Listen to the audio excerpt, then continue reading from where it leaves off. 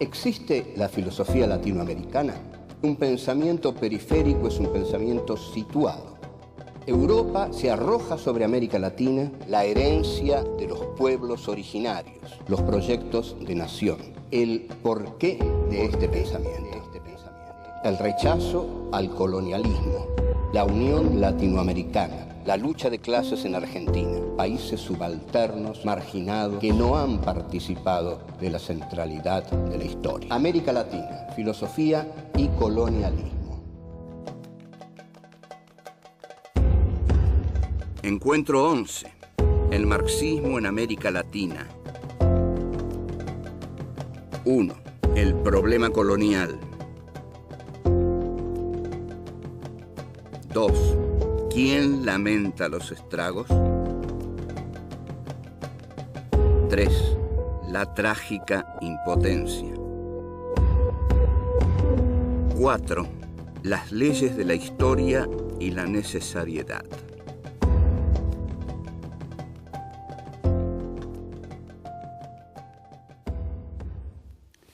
Este es nuestro encuentro número 11 y este encuentro número 11 de Filosofía Aquí y Ahora 4, y en el que vamos a tratar el marxismo en América Latina, para lo cual vamos a hacer un análisis del pensamiento de Marx acerca del problema colonial.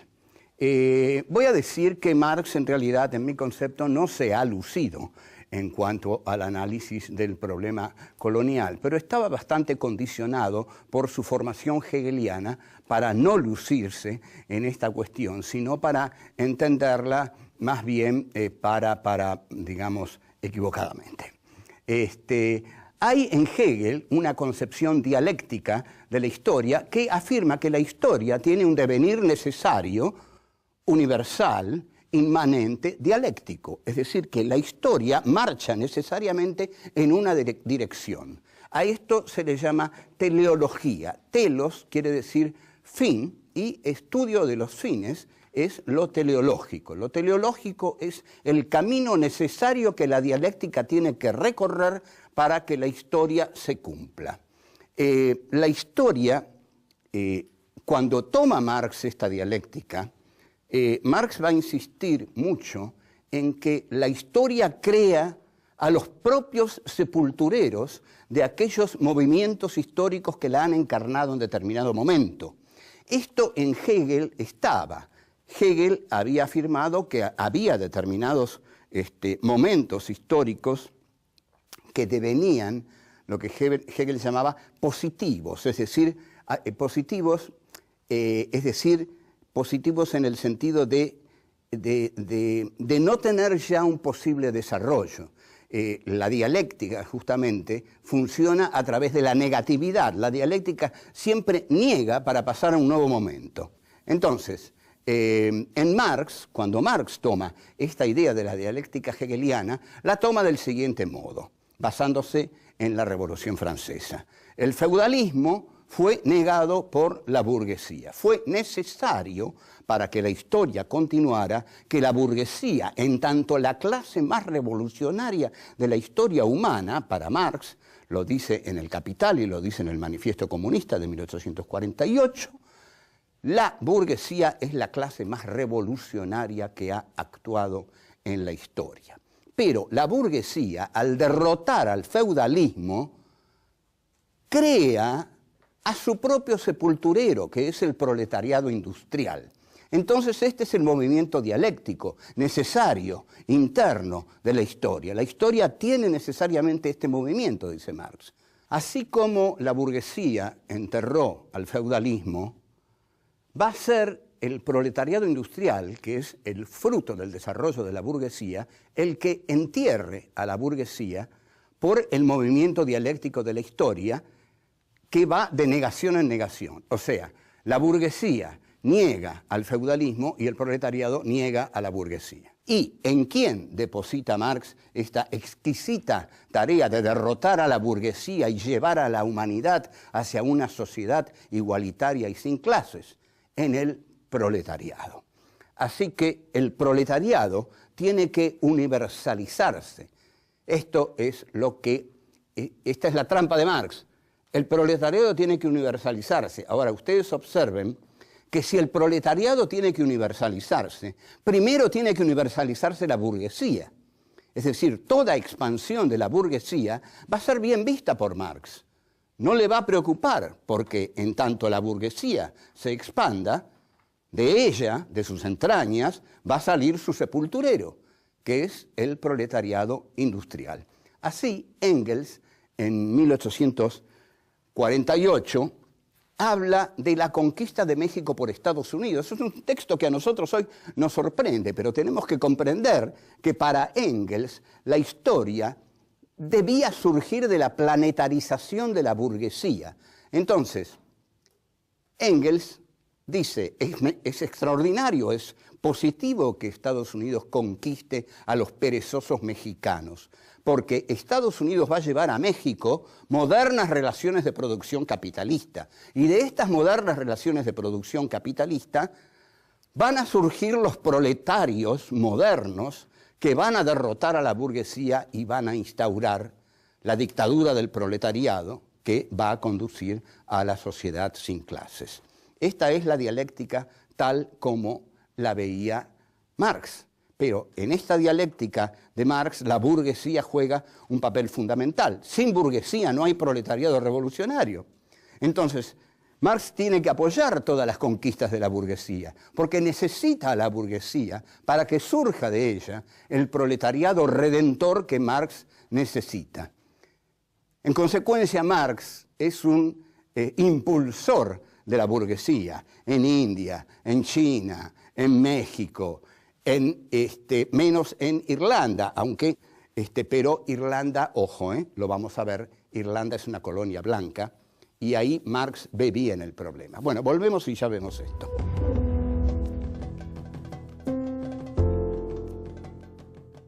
Es tan fuerte el pensamiento dialéctico de Marx que justifica hasta los horrores del progreso. Y ojo, el pensamiento colonial de Marx forma un corpus muy importante en su pensamiento. No son 2 o 3 artículos sueltos. Pero cuando termina el artículo a la dominación británica en la India, para justificar los estragos que Inglaterra ha hecho en la India, cita a Goethe, y el texto de Goethe es: ¿quién lamenta los estragos si los frutos son placeres? No mató a miles de seres Tamerlán en su reinado. O sea, hay aquí una justificación de la barbarie en tanto progreso. Si la barbarie implica un progreso, justificada está. O sea, a pesar de todos sus crímenes, Inglaterra es un instrumento del progreso. Un instrumento inconsciente, porque la burguesía cree que está triunfando, según Marx, la burguesía cree que está triunfando y dominando el mundo, pero en realidad, para Marx, la burguesía está creando la obra maestra que la va a destruir y que es el proletariado. Esto no pasó así, digamos, esto, bueno, lo sabemos, pero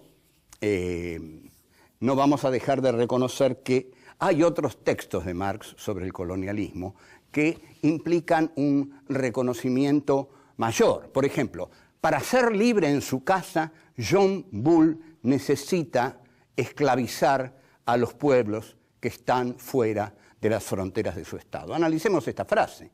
Para ser libre en su casa, John Bull, o sea, Inglaterra, necesita esclavizar a todos los otros pueblos que están fuera de su casa. Esto es el colonialismo, esto es el imperialismo. Y esto recuerda a una gran frase de Jean-Paul Sartre en el prólogo a Fanon, donde dice: Europa se ha hecho a sí misma fabricando esclavos y monstruos. Ahora, en el pensamiento de Marx también, quienes intentan defenderlo con toda buena fe, porque hay muchos que tienen, por supuesto, una relación pasional con Marx. Yo la tuve en algún momento, lo que pasa es que ya no tengo relación pasional con ningún filósofo. Pero tratan de defender a Marx diciendo, bueno, pero está la cuestión irlandesa, Marx entendió bien la cuestión irlandesa. Sí, Marx entendió bien la cuestión irlandesa, pero tengamos en cuenta que Irlanda era una colonia blanca.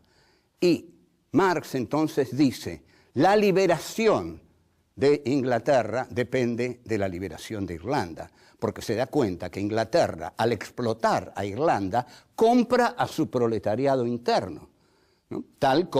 Pero no ve que en la explotación colonial ocurre lo mismo. Es por la explotación colonial que Inglaterra puede comprar a su proletariado interno. Ahora, en la cuestión irlandesa sí lo ve. Esto, es decir, y esto no lo aplicó al resto del mundo, esto lo aplicó a la cuestión irlandesa. En todos los otros esquemas de Marx, e incluso en el texto terrible que escribe sobre Bolívar, Marx aplica el esquema dialéctico. La burguesía tiene que planetarizarse para que surja el proletariado. Entonces, ahí sí la revolución es posible. Al final de su vida hay una carta de la populista rusa Vera Zasulich, que conmueve un poco a Marx, porque Vera Zasulich le dice, nosotros aquí en la comuna rural rusa ya tenemos el socialismo, ¿qué tenemos que hacer? Esperar 50 años de horror de la burguesía para entonces realizar la revolución. Y Marx se siente algo confundido y bueno, y le dice, no hay que tomar el capital como una teoría necesaria del desarrollo de la historia. No hay una fatalidad histórica, dice Marx. Pero en realidad la carta a Vera Zasulich es una carta, mientras que todos los textos de Marx son un corpus, e incluso en el Capital Marx cita estos textos avalándolos en su obra mayor, en su obra más trascendente. En suma, hay cosas que Marx no vio. La expansión colonial resultó retrógrada, resultó infamante para todos los países en los que penetró. No implicó progreso, implicó un atraso catastrófico. Entonces, por otro lado, lo que esencialmente no vio fue que la teoría de la dictadura del proletariado a través del Estado iba a generar dictaduras sanguinarias como, por ejemplo, las de Stalin. Y bueno, y terminó eso por no ver, y afortunadamente él que no lo vio, desdichados nosotros que lo vimos, que después de la Guerra Fría la que se impone es la burguesía neoliberal, que es absolutamente despiadada. Pero la burguesía neoliberal, y con esto cierro, no ha triunfado, porque un movimiento triunfa cuando soluciona los problemas que le había planteado su opositor. Y el neoliberalismo no ha solucionado ni el problema de la desigualdad, ni el problema del hambre, ni el problema de la explotación. Al contrario, los ha agravado enormemente. O sea, Marx todavía tiene vigencia. Chao.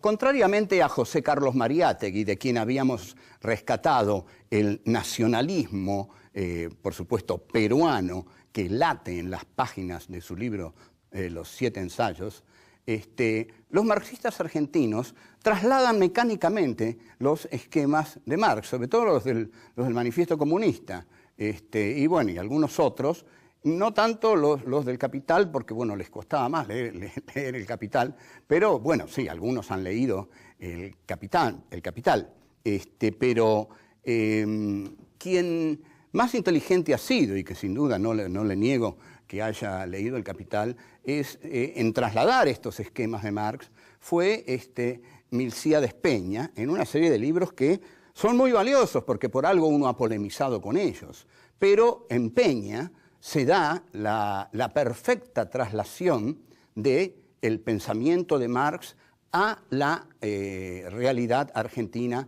del siglo XIX. Esto se puede ver en un libro como La Era de Mitre, un muy buen libro de Milcíades Peña, uno esté o no de acuerdo, y donde Milcíades Peña dice que la única opción que tenía la Argentina era atraso con apoyo popular o progreso con oligarquía e imperialismo. Con oligarquía e imperialismo, el avance, digamos, el progresismo era inevitable, pero se hacía a expensas de recibir el capital británico. Hay una célebre frase de Mitre que dice: brindo por el capital británico y el esfuerzo argentino.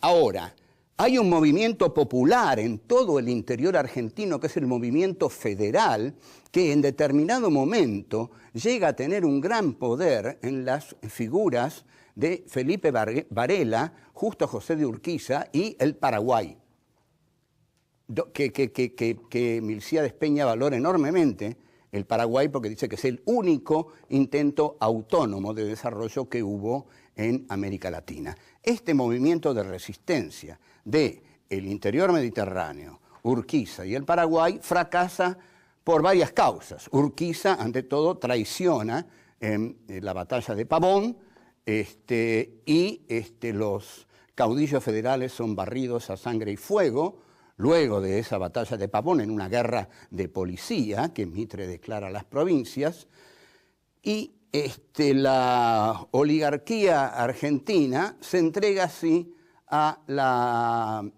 la vida fácil de entregarle el trigo y las vacas al capital británico. O sea que esta oligarquía no le entrega al país ningún futuro, porque ya lo hemos dicho otras veces y lo vamos a decir ahora: un país tiene futuro cuando crea un mercado interno y una industria para ese mercado interno. Ahora, preguntemos, ¿qué podía hacer Ángel Vicente Peñalosa? ¿Qué podía hacer Felipe Varela? ¿Qué podía hacer Juan Facundo Quiroga? Bueno, podían hacer muchas cosas. El interior, pocos países de América Latina tuvieron una riqueza en el interior. El interior, está muy bien dicho el interior, porque este país miró siempre para afuera, porque la gente de las provincias no quiere que le digan el interior. Y el interior es mirar para adentro. Entonces, lo que hace la oligarquía de Buenos Aires es arrasar con toda la política que le oponían los caudillos federales. Y fue un movimiento tremendamente sanguinario, con 2.000 gauchos asesinados, al frente de asesinos como Ambrosio Sandes, Irrazábal, etcétera, etcétera. Y bueno, esto fue así. Milcíades Peña lo que postula es que la derrota de las montoneras federales era inevitable, y lo postula porque está siguiendo los esquemas de Marx. Lo que ocurre es que el error de Milcíades Peña es el de creer que la burguesía de Buenos Aires era la burguesía en la que Marx pensaba. Pero Marx pensaba en otro tipo de burguesía, en una burguesía dinámica, creadora, industrial, que iba a generar proletarios. La burguesía argentina no generó nada, vivió de la abundancia fácil. Entonces, Milcíades Peña va a decir: hay una trágica impotencia de las montoneras. Aunque Felipe Varela se hubiera instalado en el fuerte de Buenos Aires, no hubiera podido hacer otra cosa más que la que hizo Mitre. Su derrota a manos de la oligarquía era inevitable. No hay nada inevitable en la historia, pero digamos que Milcíades, aferrado a la necesariedad dialéctica de Marx, cree, aunque lo odia a Mitre y lo detesta, pero sin embargo cree y lo justifica, y dice que Mitre es la necesariedad histórica porque implica la relación de la burguesía argentina con el Imperio Británico. Entonces, este factor capitalista para Peña va a ser progresivo, mucho más progresivo de lo que pudieran imponer las montoneras del interior. Tampoco piensa en una posible conciliación entre el interior y Buenos Aires que hubiera dado otro país. Pero, sin embargo, Marx, habrá pensado Peña, habría aplaudido el arrasamiento de la barbarie gaucha a manos de la civilización de la élite cultural de Buenos Aires. No olvidemos que importan los estragos y los frutos son placeres. No mató a miles de seres Tamerlán en su reinado. No mató a miles de seres el general Mitre en su reinado, y Domingo Faustino Sarmiento, que en mi defensa dice: ahora verán ustedes al militar, al asesino. Estoy hablando, sin embargo, del gran autor de Facundo. Pero el gran autor de Facundo celebró que hayan puesto la cabeza de Ángel Vicente Peñalosa en una pica. Es decir, la crueldad de Buenos Aires en su campaña punitiva en el interior después de la batalla de Pavón fue escalofriante y el arrasamiento del Paraguay fue un genocidio, 600.000 muertos. Hasta luego.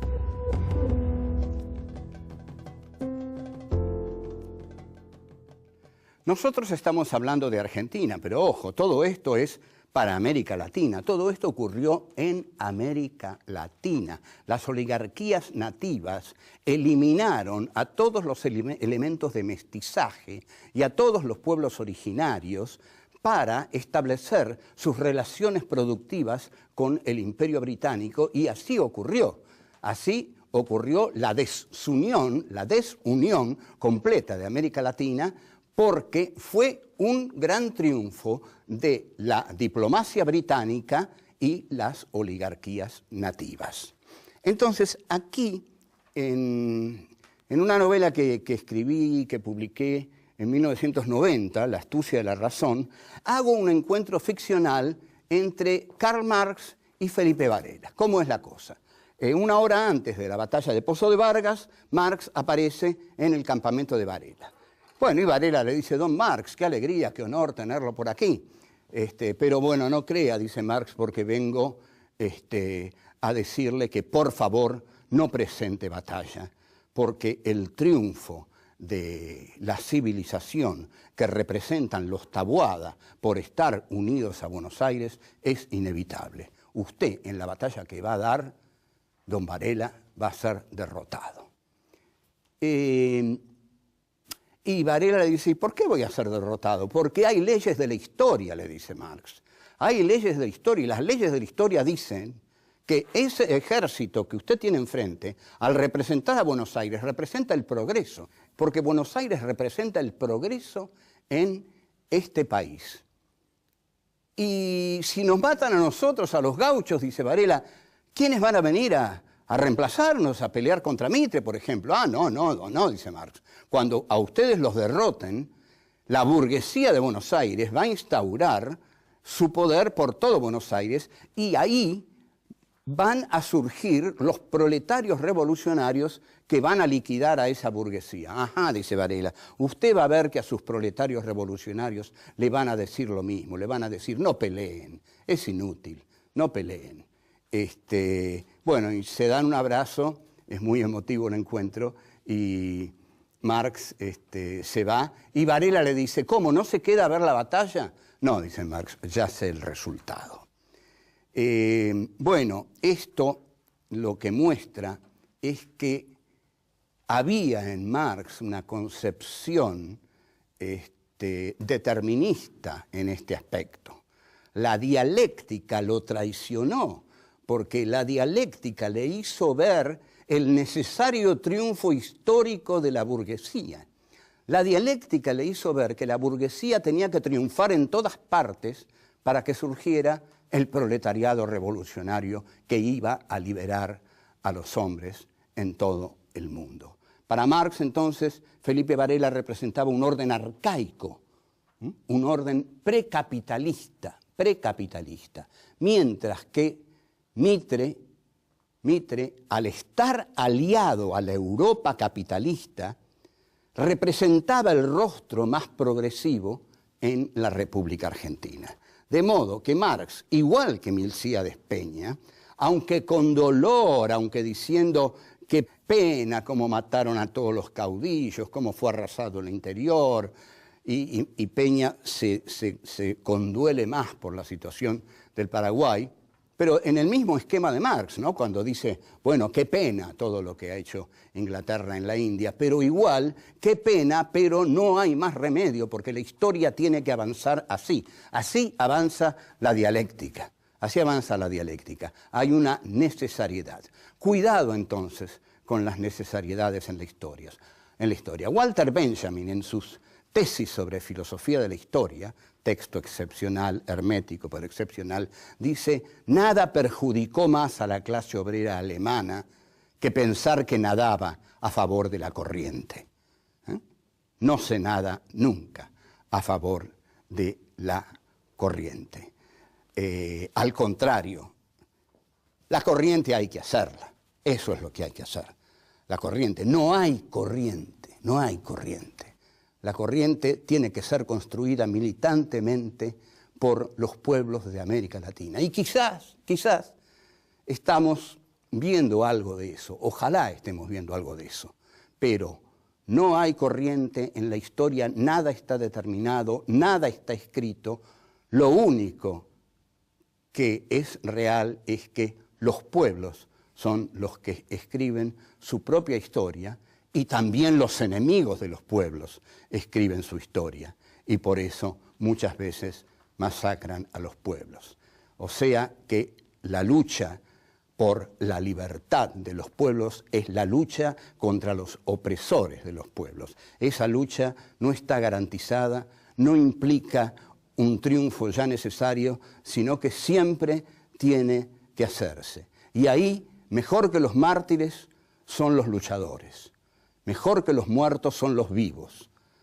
Y son necesarios, entonces, los que quieran vivir para cambiar el mundo. Antes que esa idea de yo quiero dar la vida para cambiar el mundo, guarda. Mejor digamos, yo quiero vivir para cambiar el mundo. Es una óptica nueva, pero creo que mucho más positiva porque exalta el valor de la vida y niega la glorificación de la muerte que tanto daño hizo al menos en este país. Chao.